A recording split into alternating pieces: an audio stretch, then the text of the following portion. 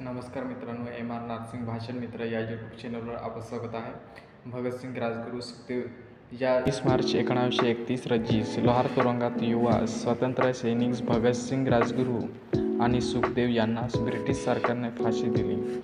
भारताच्या स्वातंत्र्यासाठी त्यांच्या बलिदानाचा दिवस हा दरवर्षी शहीद दिवस म्हणून साजरा केला जातो.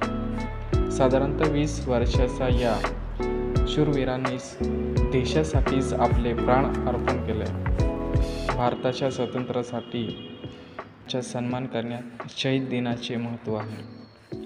ब्रिटिश राजवटीपासून मुक्त होण्यासाठी त्यांच्या अर्थकांनी केलेल्या बलिदानाचा हा दिवस एक श्रद्धांजली अर्पण केला जातो, जो राजगुरू आणि सुखदेव यांच्या स्मृतीस्थळ हुसेनीवाला येथे असून सुखदेव राजगुरू यांचे आकर्षक पुतळे, समाधीस्थळ, त्यांच्या कार्याची माहिती असणारे फलक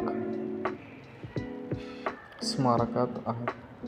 भगतसिंग सुखदेव राजगुरू यांना कायदेमंत्री त्यांना फाशी देण्यात आली. ही